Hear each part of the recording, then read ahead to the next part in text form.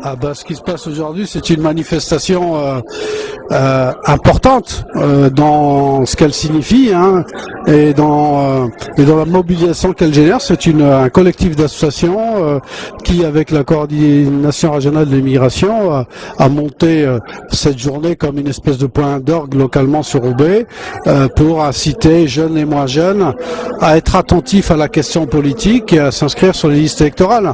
Alors tout ce qui aide, mobilise, incite, pousse les jeunes des quartiers populaires, les moins jeunes des quartiers populaires à dire les politiques publiques, les décisions publiques, c'est quelque chose qui nous regarde et qui nous concerne et on ne peut pas voter avec nos pieds, c'est utile de le soutenir.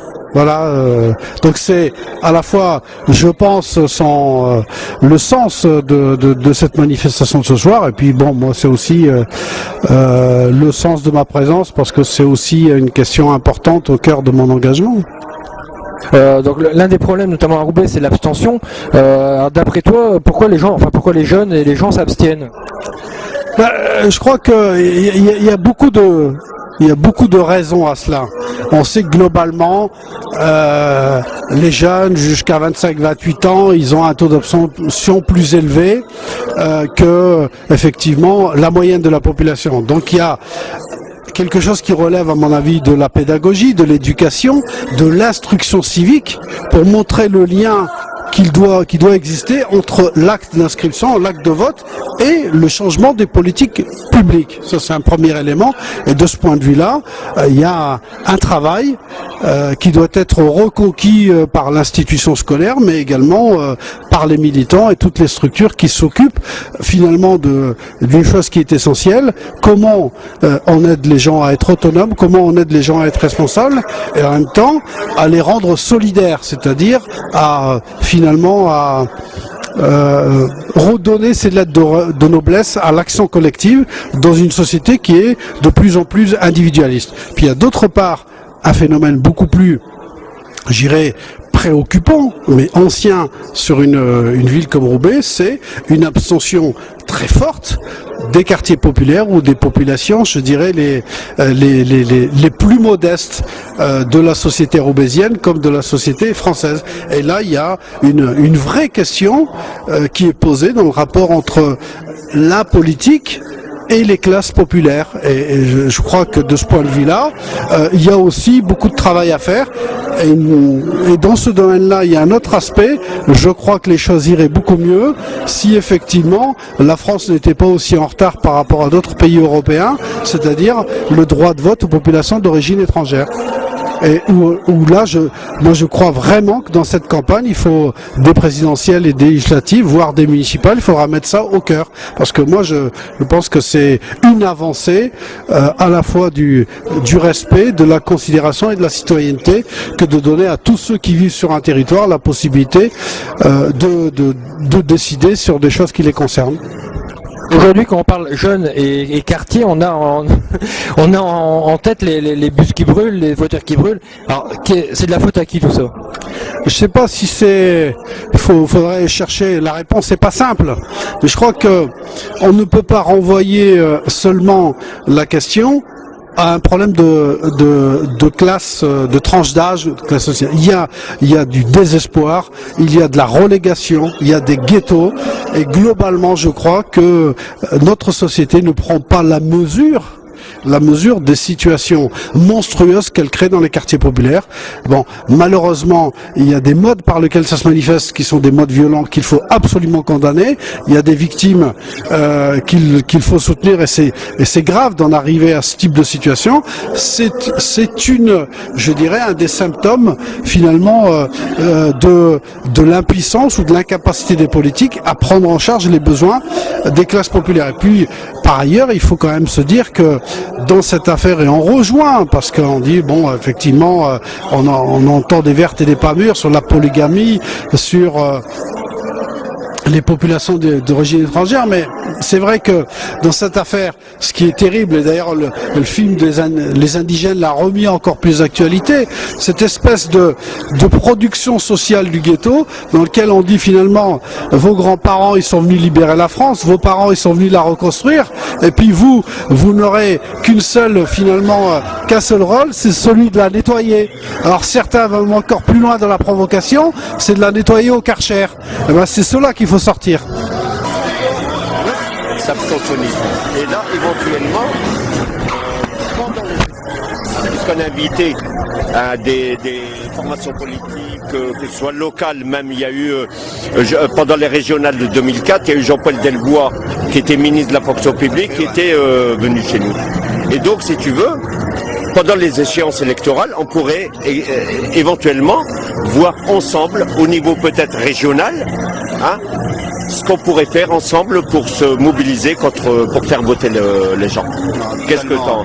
Mais nous, comme on a toujours dit, nous sommes indépendants de toute formation politique et on invite toutes les formations politiques, à l'exception d'une où on a fait une charte, c'est le Front National. Et là, je pense que tu es d'accord avec nous, on n'invitera jamais des formations anti-républicaines. Écoute, on a construit exactement dans la même logique. La fédération que l'on a est une fédération d'associations. Ce qui veut dire que c'est pas une fédération de politique. C'est des associations qui travaillent sur le terrain, qui travaillent sur l'insertion, qui travaillent sur la solidarité internationale, qui travaillent sur les droits de l'homme, qui travaillent sur la culture. Ce sont toutes des associations qui ont un projet associatif. Or, le projet associatif, je dirais, il est au-dessus de l'intérêt politique. Pour autant, notre fédération, les présidents et présidentes affichent leur tendance politique. Et bien dans la fédération, c'est ouvert à tout le monde aussi. Tout à fait. Dans notre région, qu'on le veuille ou non, notre région est majoritairement de gauche. C'est ainsi, c'est une prégnance. Dans notre fédération, on retrouve aussi des présidents et des présidents d'associations qui ont cette tendance de gauche, toute gauche, je dirais, confondue, les Verts, les communistes, les LCR, les socialistes. Et on a aussi, c'est ouvert aussi à les personnes qui sont de tendance de droite. On a notamment des responsables d'associations qui sont connus, qui sont identifiés, qui sont de l'UMP. Ce qui veut dire que l'important, ce qui nous concernait, c'est ce qui nous unit. Ce qui nous unit, c'est notamment aujourd'hui, c'est d'en finir une fois pour toutes avec les discriminations et de mettre en avant que l'égalité de traitement doit être maintenant un fait partout. La question de la diversité, on doit l'accepter en France et pour ça, il faut se mobiliser fortement. C'est un enjeu de société. C'est plus qu'un enjeu de société. Notre société serait en danger de ne pas mettre ça comme priorité.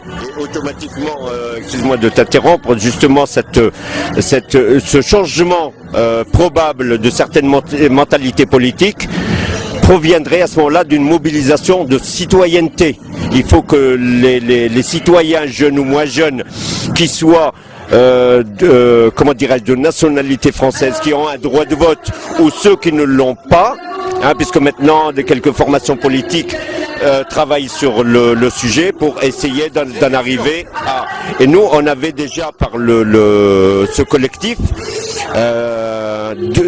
même préconisé aller au-delà, puisqu'on avait pris l'exemple d'un pays voisin, qui est la Belgique, qui est le vote obligatoire. Et là, ça pourrait beaucoup plus jouer sur le politique et en même temps, le renouvellement du politique. Il y a le vote obligatoire. C'est vrai peut-être qu'on en est loin en France parce qu'effectivement, c'est une démarche qui est très bloquée psychologiquement en France.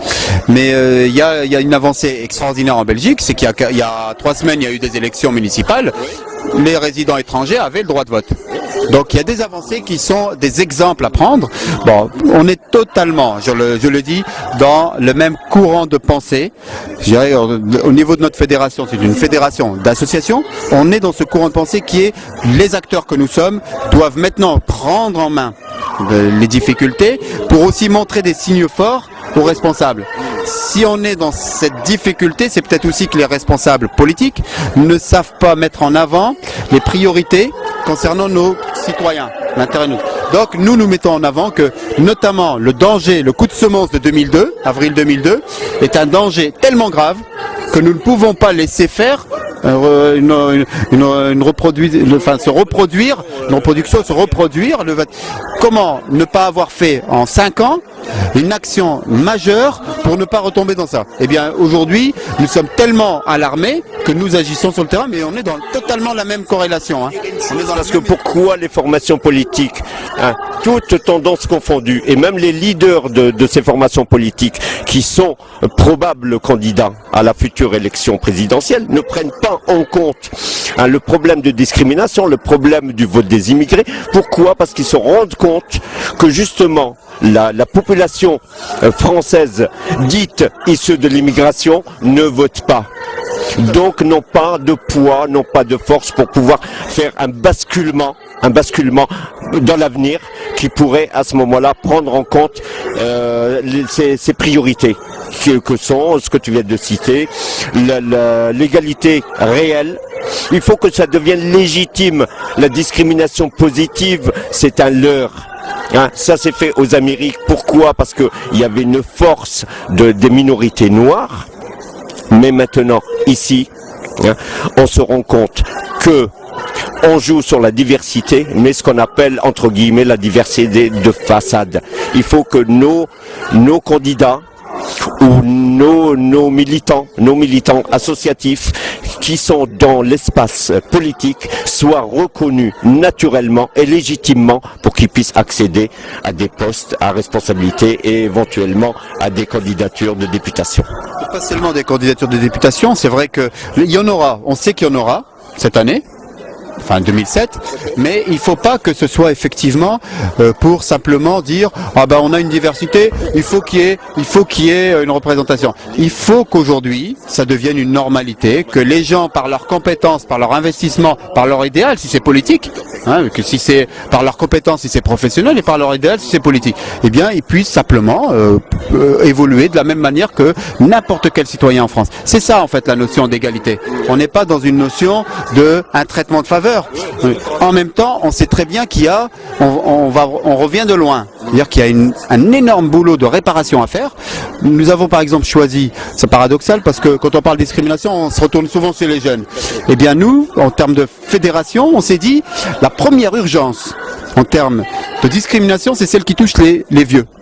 Les vieux immigrés qui sont en train de mourir tous les jours et qui meurent dans des conditions qui sont indignes. Indignes parce qu'ils ont rendu un service tellement important à la France qu'aujourd'hui la France a vraiment un engagement vis-à-vis de ces personnes. Et quand on parle, souvent on parle de droits, on vous met en parallèle les devoirs. Voilà une population qui a suffisamment mis en avant ses devoirs, que ce soit pour construire ce pays avant même militairement, après pour la force de leur santé pour construire l'économie de ce pays. Aujourd'hui, il faut que nous exigions qu'on respecte leurs droits. Donc voilà par exemple une reconstruction en termes d'intergénérationnel, en nous battant pour la dignité de nos vieux immigrés. Eh bien, c'est aussi un message qu'on envoie à la jeune génération qui se reconstruit, qui se retrouve tout à fait. Parce que la révolte des jeunes, elle n'est pas la révolte uniquement de leurs conditions de vie. Elle est aussi un héritage de ce qu'ils ont de leurs parents, de la souffrance et de la frustration qu'on a de leurs parents et de leurs grands-parents. Donc cette reconstruction est nécessaire. Et ça, quand on parle un petit peu de ces aînés, voilà une population qui est un peu invisible, occultée, alors que la population vieillit en France et qu'on devrait se poser la question, oui, mais pourquoi est-ce que cette population n'accède pas aux services de proximité, n'a pas les mêmes exigences en termes de l'APA, etc. Tout ce qui est accès aux soins, accès aux droits, n'est pas fait correctement pour ces populations. Voilà pourquoi je dis on doit mettre quelquefois une loupe sur la souffrance, mais pas dans un esprit de misérabilisme, évidemment dans un esprit de dire c'est un devoir de s'occuper de ce qui est urgent. Et en même temps, je suis convaincu que c'est le travail que nous faisons ici de citoyens sur le terrain. On a une reconnaissance, pas seulement des jeunes d'ailleurs, des familles tout entières, de pouvoir dire oui, nos propres problèmes, on s'en occupe. Voilà peut-être pourquoi il y a une scission il y a beaucoup d'abstention parce qu'on ne se sent pas, on ne se sent pas que nos élus nous politiques s'occupent sérieusement de nos problèmes. On a l'impression qu'ils s'occupent plutôt de leurs intérêts. On ne met pas tout le monde dans le même sac. Mais il est grand temps qu'effectivement, en tout cas nous devons prendre le bâton de pèlerin et faire un vrai travail de terrain. Et tout à fait. Et justement, dans l'avenir, justement, faire prendre conscience à ces jeunes ou même les moins jeunes, disons par rapport aux jeunes, c'est déjà de s'inscrire sur les listes électorales. Et après, comment lutter contre l'abstentionnisme? À ce moment-là, on pourrait fédérer nos moyens, puisque nous sommes un collectif déjà qui a montré ses preuves, puisqu'on a fait une marche dans Roubaix, qu'on appelait la démocratie en marche, et puis on pourrait se réunir au niveau d'un collectif qui existe déjà, avec le slogan qui est juste, comment dirais-je, original même, on pourrait dire. Je pense donc je vote. Je pense parce que j'ai une opinion. C'est pas seulement j'ai une réflexion, j'ai une opinion. Je l'exprime comment? Par le vote. D'ailleurs, oui, il y a un autre slogan qui rejoint tout ça, c'est exister, c'est exister d'abord politiquement en France. Parce que toutes les populations qui n'existent pas politiquement sont occultées. Donc pour pouvoir être respecté en France, il faut déjà exister politiquement. Mais en revenant, c'est vrai que déjà dans cette campagne qui est lourde, c'est un travail titanesque. Alors on propose, parce que c'est vraiment, il n'y a pas de chapeautage, c'est vraiment un travail d'émulation de terrain. On propose que le 2 décembre prochain, soit une journée régionale, de mobilisation où dans toutes les villes de notre région, on lance une mobilisation générale. Alors nous avons, je dirais, une logistique, les peu de moyens qu'on a, on va le mettre, mais c'est vrai que toutes les énergies sont nécessaires pour faire parler, pas seulement de notre quartier, de notre région, comme étant une région qui se mobilise, et de ce fait, peut-être interpeller d'autres régions. Parce que on a la chance d'avoir ces corrélations entre nous, on se connaît d'ailleurs depuis longtemps maintenant, eh bien il faut passer maintenant le cap de la confiance. Ça c'est un message clair aux élus aussi, leur dire que leurs programmes, on est capable de les décortiquer et voir s'ils répondent aux aspirations ou non de nos populations. Donc moi je ne suis pas quelqu'un de partisan politiquement. Par contre je dis qu'aujourd'hui nos populations sont en échec à 80% et que ça c'est quelque chose d'inadmissible. Et que donc tous les programmes qui ne prennent pas en compte le minimum de progrès social pour ces populations, eh bien ceux-là, il faut faire obstruction à ces programmes. Et tous les programmes qui mettent en avant qu'aujourd'hui, il faut cette égalité de traitement, en finir avec les discriminations, une fois pour toutes tourner la page de ces discriminations en France, et puis donner toutes les chances à tout le monde de pouvoir faire sa vie en France en toute décence, oui, c'est des programmes qu'il faut soutenir. Donc je ne suis pas en train de parler de parti, je suis en train de parler de programme. Et ça, c'est le sens critique qu'on doit amener. Parce que malheureusement, sinon, c'est mettre les gens qui n'ont pas l'habitude de voter et leur dire, bah allez voter. Ben, on va revenir à l'abstention parce qu'ils vont dire, ouais mais, je ne sais pas. Donc, leur apprendre aussi, je suis désolé de dire ça de façon un peu peut-être prétentieuse, mais dire apprendre à avoir l'esprit critique, de dire ça, c'est un bon programme, ça c'est un mauvais programme, mais de soi-même. Eh bien ça aussi on doit le faire, nous les associatifs, et sans être pour cela taxé de... Et alors, si un candidat socialiste ou un candidat UMP ou un UDF, etc., il a dans son programme des choses qui nous concernent ou des choses qui nous agressent, pourquoi ne pas aller mettre le doigt dessus?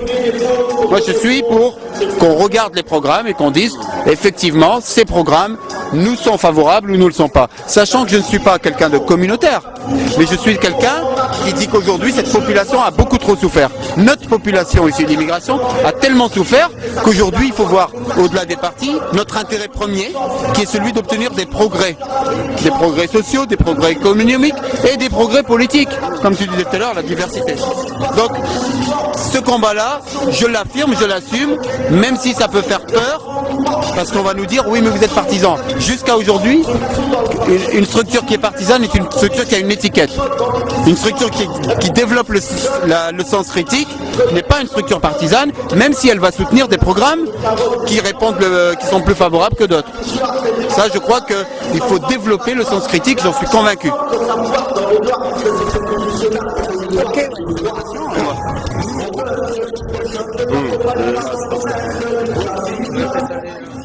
La seule chose qui droit de vote. Vous avez 18 ans, vous avez le droit. Attends, mais c'est important, vous avez le droit d'aller voter pour vous exprimer. Ah bah attends, ce jeune homme peut peut-être nous dire quelque chose d'intéressant au sujet du vote, alors on va lui poser la question. Alors pourquoi vous... Ah, tu gagnes, voilà.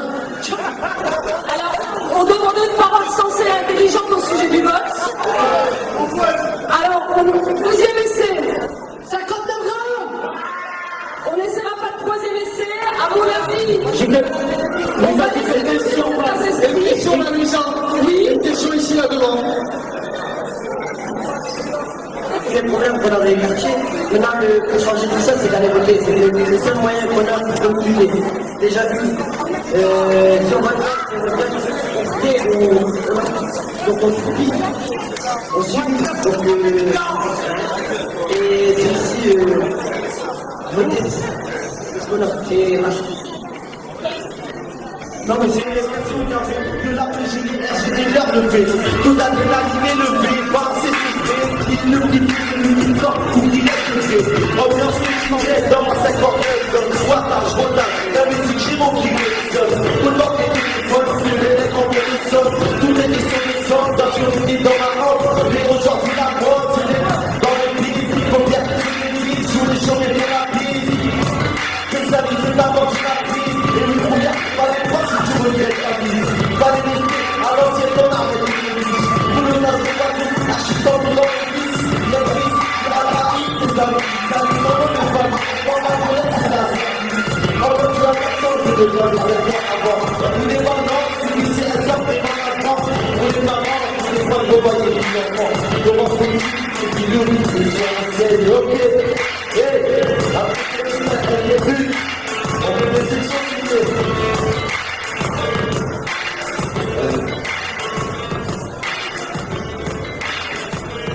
Donc avant lui, il y a Karim qui va commencer, il va se présenter lui-même.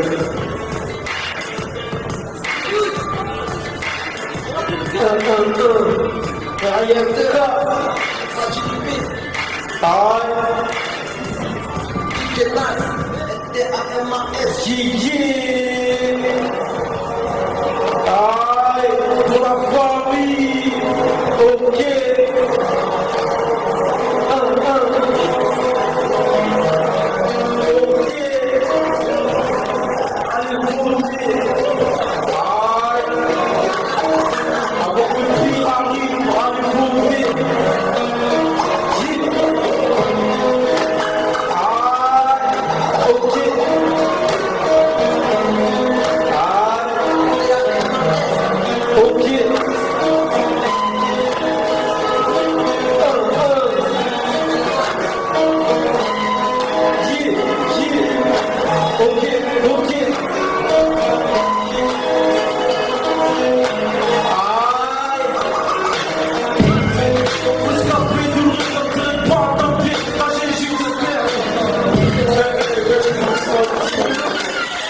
Ok la famille, on va faire tout.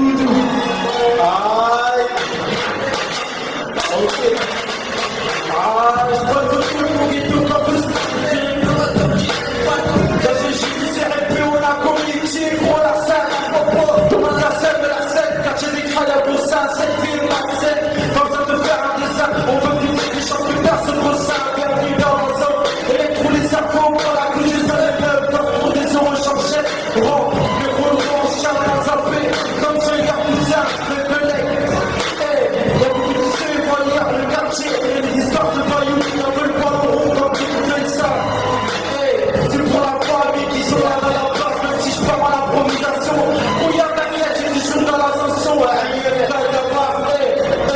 Je veux voir un l'air, le vent en l'air, le vent en l'air, le vent en l'air. Je veux voir tout le monde les vents en l'air. Aïe, ok, aïe, là. On est trois, gros.